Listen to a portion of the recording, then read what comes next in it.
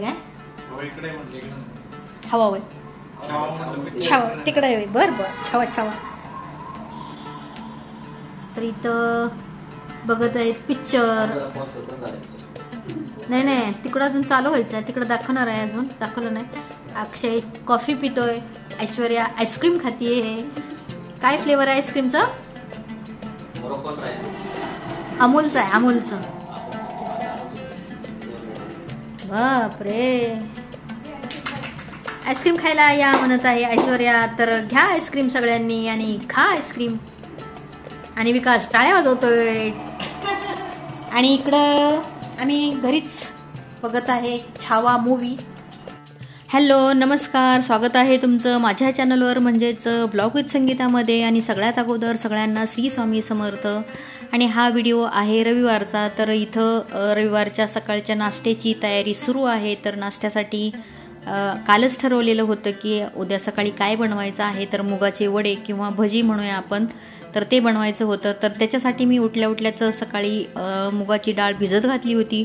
2 तास भिजत घातली होती मी डाळ. आणि नंतर छान ती मिक्सरमधून वाटून घेतलेली आहे. आणि वाटताना त्याच्यात थोडंसं आलं घातलेलं आहे, लसूण घातलेलं आहे आणि मिरची घातलेली आहे आपल्या आवडीप्रमाणे. आणि ते छान असं सरभरीत वाटून घेतलेलं आहे ऐश्वर्यानी.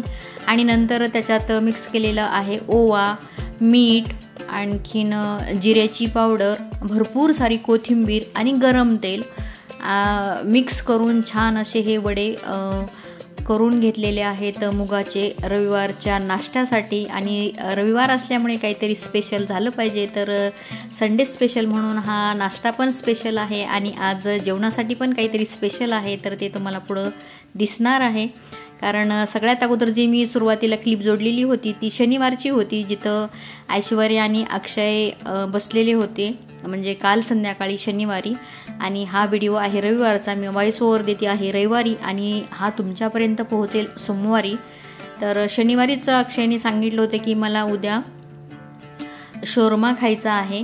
तर त्या पद्धतीने आज शोरमा, सकाळी मुगाचे वडे नाश्त्यासाठी आणि दुपारच्या जेवणासाठी शोरम्याची तयारी इकडं चालू आहे. तर मी एका बाउलमध्ये हे मेयोनीज घेतलेलं आहे आणि मेयोनीजमध्ये मी थोडेसे मसाले टाकलेले आहेत. तर मसाल्यांमध्ये मी हळद टाकलेली आहे, लाल तिखट आहे, गरम मसाला आहे, आमचूर पावडर आहे, आणखीन जिरे पावडर, धना पावडर आणि मीठ.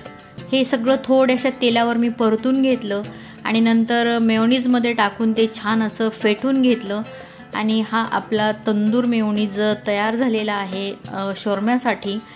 आणि इथं मी चिकनच्या मॅरिनेशनसाठी क्रीम घेतलेली आहे दुधावरची. तर ती छान अशी फेटून घेतलेली आहे. क्रीम छान फेटून घेतली, स्मूथ करून घेतलेली आहे. आणि त्याच्यात आता मी दही टाकणार आहे. दही मी टांगलेलं दही, म्हणजे त्याच्यातलं पूर्ण पाणी काढून घेतलेलं आहे आणि एकदम घट्टसर असं हे दही आहे. तर ते 3 चमचे मी दही टाकून घेतलेलं आहे. आणि साईडला तुम्हाला दिसत आहे मी बोनलेस चिकन घेतलेलं आहे. तर हे छान स्वच्छ असं धुवून घेतलेलं आहे बोनलेस चिकन. आणि आता मी हे मॅरिनेशनची तयारी करत आहे. तर दही टाकल्यानंतर मी छान फेटून घेतलं आणि नंतर त्याच्यात लाल तिखट टाकलेलं आहे. लाल तिखट टाकल्यानंतर पण छान फेटून घेतलं. परत मीठ टाकलं त्याच्यात. चवीप्रमाणे मीठ टाकायचं आहे कारण दह्याचा आंबटपणा, त्याच्यात लिंबू पण आहे. तर मीठ थोडं बेतानेच टाकायचं आहे. नंतर थोडंसं मी त्याच्यात तेल टाकलं, चवीप्रमाणे मीठ टाकलं, तेल टाकलं.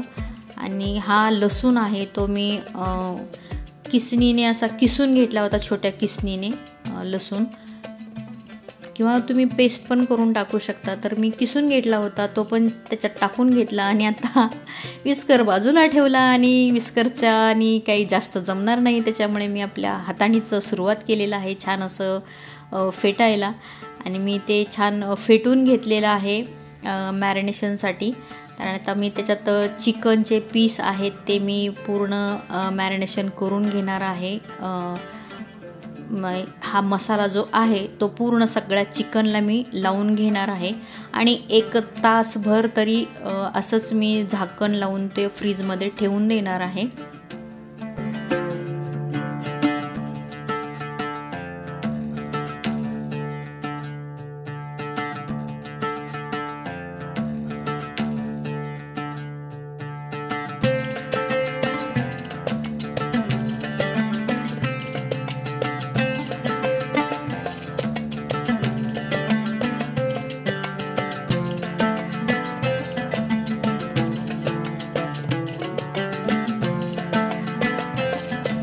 आणि सगळ्यात शेवटी मी लिंबाचा रस घालून छान सगळं मिक्स करून चिकन मॅरिनेशनसाठी मी 1 तासभर ठेवून दिलेलं आहे. आणि जितकं तुम्ही जास्त मॅरिनेशन कराल तेवढी त्याला जास्त छान टेस्ट येते. आणि नंतर मी सॅलडसाठी इथं कांदा कापून घेत आहे. कांदा एक मोठा कांदा मी घेतलेला आहे, त्याचे उभे काप करून घेतलेले आहेत. एक मिरची घेतलेली आहे, तर मिरची पण अशी छान मी चिरून घेणार आहे. आणि भाज्यांमध्ये तुम्ही याच्यात तुमच्या आवडीप्रमाणे अजून गाजर घालू शकता किंवा कोबी घालू शकता, आवडत असेल तर सिमला मिरची घालू शकता. पण माझ्याकडे या भाज्या नव्हत्या, बीटच होतं फक्त आणि कांदा आणि एक मिरची घालून घेतलेली आहे. तर कांदा आणि बीट याचंच फक्त मी सॅलड करून घेतलेलं आहे. छान असे मी त्याचे उभे काप करून घेतले. कांदा पण छान उभा पातळ असा चिरून घेतला आणि बीट पण चिरून घेतला आणि छान असं ते एकजीव केलं कांदा आणि बीट, की जेणेकरून कांद्याचे जे काप आहेत ते सगळे असे वेगळे वेगळे छान व्हावे म्हणून. आणि भरपूर सारी त्याच्यात मी कोथिंबीर टाकली आणि नंतर सिरका टाकलेला आहे, म्हणजे व्हिनेगर, आपलं व्हाईट व्हिनेगर असतं, आपलं कुकिंग व्हिनेगर असतं, तर ते टाकून नंतर मी छान असं ते मिक्स करून घेतलं मीठ टाकून. आणि हे झालेलं आहे आपलं सॅलड तयार. आणि नंतर डोसाठी ऐश्वर्या इथं मळून घेत आहे कणिक. तर त्याच्यासाठी तिने मैदा घेतलेला आहे. मैद्याऐवजी तुम्ही गव्हाचं पीठ किंवा आपण रोजची जी कणिक मळतो तर ती पण घेतली तरी चालते, पण कधीतरी करायचं आहे म्हणून म्हटलं चला एक मैदा घेतला तर काही हरकत नाही, म्हणून मैदा घेतला. आणि अक्षयला खायचं होतं तर मग त्याला थोडंसं सगळंच थोडंसं प्रॉपर पाहिजे, त्याच्यासाठी मग मैदाच घेतला.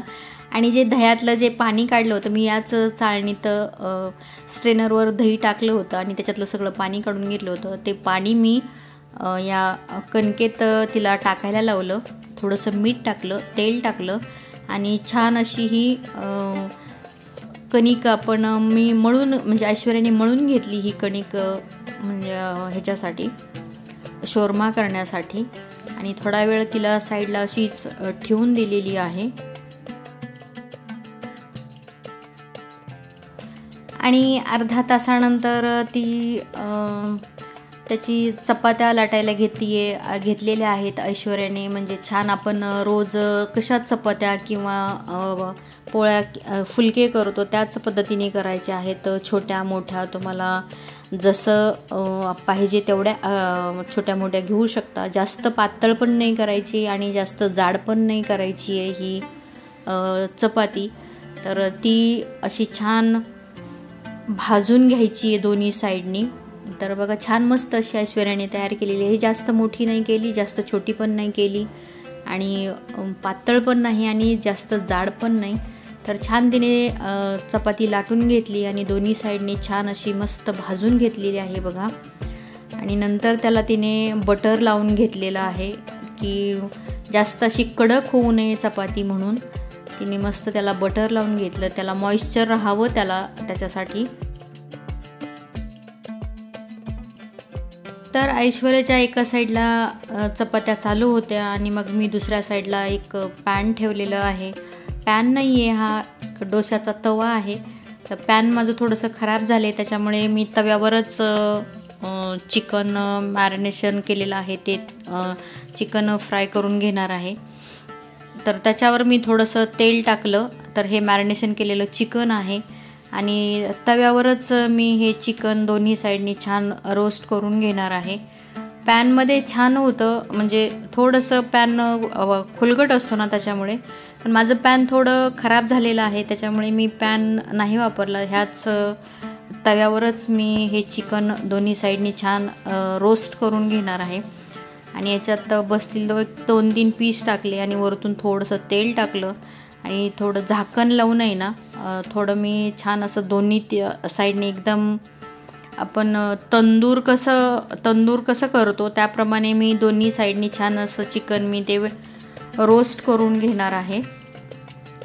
तर ते मध्ये मध्ये आलटून पालटून बघा, चिकन एकदम असं फुगलेलं दिसतंय, म्हणजे की ते छान रोस्ट होत आहे आतून पण, कारण मॅरिनेशन केलेलं आहे त्याच्यामुळे जसं त्याला आतून वाफ लागत आहे किंवा आतून जे जसं बेक होतंय तसं तसं ते थोडंसं त्याचा आकार थोडा मोठा होतोय. छान बघा असं तंदूरसारखं त्याला वरतून लेअर येते. तर मी सगळं चिकन आहे ना व्यवस्थित रोस्ट करून घेणार आहे तव्यावरच. आणि छान चिकन रोस्ट झालेला आहे बघा. त्याचा कलर कसा एकदम तंदूर आहे, तंदूरला जसा कलर येतो तसा तो एकदम कलर आलेला आहे. आणि नंतर मी त्याचे असे पीस करून घेतलेले आहेत लांब लांब. मी हे तव्यावरच याला एक तंदूरचा कलर येईपर्यंत मी रोस्ट केलेला आहे. जर तुम्ही नंतर त्याच्यावर, माझ्या डोक्यात होतं की नंतर ते जाळी असते ना तर त्याच्यावर थोडंसं त्याला तंदूरचा फ्लेवर द्यावा, पण याच्यातच त्याला छान कलर आला होता त्याच्यामुळे मी नंतर काही त्याला त्या जाळीवर रोस्ट केलं नाही. छान रोस्ट झालं होतं म्हणून. आणि परत नंतर आहे ना मी हे जे मसाला राहिला होता चिकनला लावून मॅरिनेशनचा, तर तो असाच वाया गेला असता. तर तो वाया जायला नको म्हणून मी थोडंसं कढईत तेल टाकलं आणि हे पीस करून घेतले होते चिकनचे, तर ते त्याच्यात तो मसाला छान फ्राय करून घेतला आणि त्याच मसाल्यात नंतर चिकन टाकलं आणि छान असं चिकन पण ते एकदम मस्त छान असं फ्राय करून घेतलं. आणि हा जो मेयोनीजचा जो मी तंदूर मेयोनीज जे बनवलं होतं तर ते मी रोटीला किंवा चपातीला हे असं लावून घेतलं सगळंच पूर्णपणे असं मस्त पूर्ण चपातीला. आणि नंतर त्याच्यावर सॅलड टाकलं. म्हणजे आपण आता हे काही म्हणजे विकतचं नाही, आपण घरचंच आहे, त्याच्यामुळे आपल्याला जेवढं पाहिजे तेवढं सॅलड टाकलं. चिकनचे पीस जेवढे पाहिजे तेवढे टाकले. छान मस्त असं सॅलड आणि पीस चिकनचे टाकून घेतले. आणि जेव्हा आपण विकत आणतो त्याच्यात कुठेतरीच चिकनचे पीस असतात, तर बाकीचा सगळा कांदा आणि ती मिरची वगैरे टोमॅटो हेच असतं, तर मी टोमॅटो पण त्याच्यात टाकलेलं नाही. आणि नंतर थोडंसं चीज होतं म्हणून त्याच्यावर चीज थोडंसं किसून घातलं. चीजची तशी तर काही आवश्यकता नाही आहे, पण ऐश्वर्या म्हटली चीज घाला म्हणून मी थोडंसं वरतून किसून घातलं. आणि आपल्या एकदम सिम्पल पद्धतीने मी असा त्याचा एक रोल बनवून घेतला, फोल्ड केली मी ती चपाती. तर हा आपला छान असा मस्त शोरमा तयार झालेला आहे किंवा चिकन रोल पण आपण याला म्हणू शकतो.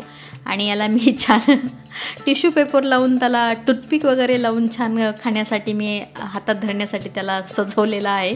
खरं तर याला बटर पेपर लागतो, पण बटर पेपर न वापरता मी तो टिश्यू पेपर वापरलेला आहे. तर असा होता आमचा आजचा